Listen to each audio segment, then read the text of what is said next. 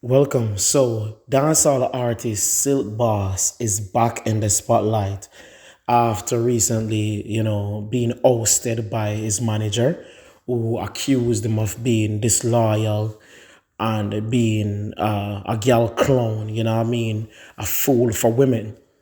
His manager publicly stated that they went to England on a tour and Silk Boss missed numerous opportunities due to the fact that he was catering to the needs of his woman instead of focusing on business. They later parted ways bitterly with the manager citing that Silk Boss is ungrateful. Like many dancehall artists have been accused of before. Many managers have always outed dancehall artists as being disloyal and that they cut them off once they are on top of their genre, their prospective field. And it can be said to be true. There are many artists who have severed ties with their managers once they became popular. And so many persons were saying, oh, Silk Boss is done for now and nothing will become of his career and whatever. And I remember telling an associate of mine that dancehall fans are very forgiving. They will burn you out for a time being. They will say they're not supporting you for a time being. However, when it comes to time, time will always provide some form of healing. There are several dancehall artists. Bounty Killer, when he went and was in that altercation with the woman, females, the female fan base, even a lot of males were saying, hey, we don't support Bounty. And then over a period of time, Bounty was able to work his way back in and now Bounty is good. The same thing with even Jack Cure, after he did his bid, he was back, they forgave him, they accepted him. The same thing with Beanie Man, he went on the RuPaul show, and then after a period of bashing, he was accepted again. So I wasn't the least worried about Silk Boss regaining his space. There was even this video circulating with Silk Boss apparently, being abusive to Brie, and I saw a critic that was saying, "Oh, his career is over now, and once you abuse a woman," I'm like, nah, this is not the U.S. This is Jamaica. You know what I mean? Not saying that Jamaicans support abuse of women, but like the Jamaican society tends to forgive instead of holding something over an artist and try to destroy the artist's career. You know what I mean? So you will get punishment, by some bad publicity. You know what I mean? Your streaming might be down for a while, but if you continue to put in the work, you will definitely bounce back. And as said to the person, I share that exact sentiment.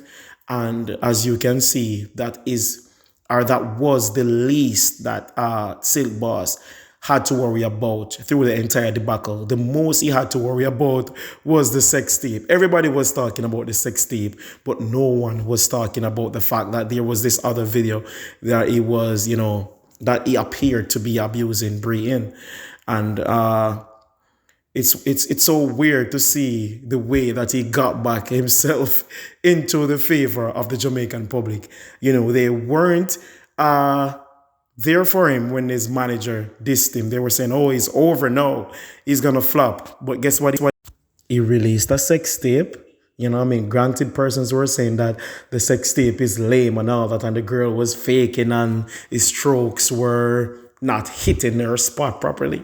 But that sex tape had people talking. That sex tape trended on Twitter for an entire week.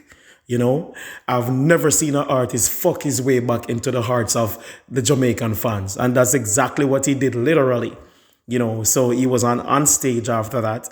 He was on Nightly Fix after that. And then he took the opportunity with all that clout and verbal commotion to release a new song. And persons went right ahead, listened to the song, and now he has another social media hit on his hand, another secular hit. I don't want to say, oh, it's a big global worldwide hit, because hits are relative. You can get a hit song and only 20 persons know that song. It's a hit for those 20 persons. but it's not a hit for the entire Jamaica, you know what I mean? So I think hits are relative, you know what I mean? I don't really think you have to have a global hit or a national hit for it to be a hit. You can have a hit in Mandeville alone. When you sing that song in Mandeville, the entire Mandeville is singing that song. You can have a hit in New York alone. Once you're in New York, everybody knows that song, but nobody knows it in Florida. It's still a hit in New York.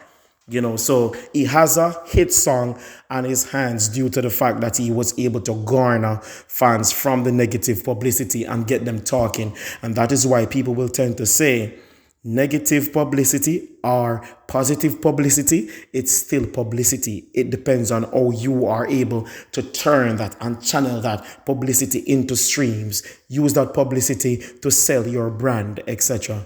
And I think Silk Boss and his girlfriend, even though they had to reveal themselves in a sexual manner, they were able to get fans speaking about their brand. And in so doing, added some more fire to his career, which was basically getting dull due to the comments that were made by his manager. And I think this can be used to propel his career forward for the next few months or even for the rest of the year until he gets something else more viral. Much respect to Silk Boss. I'm out.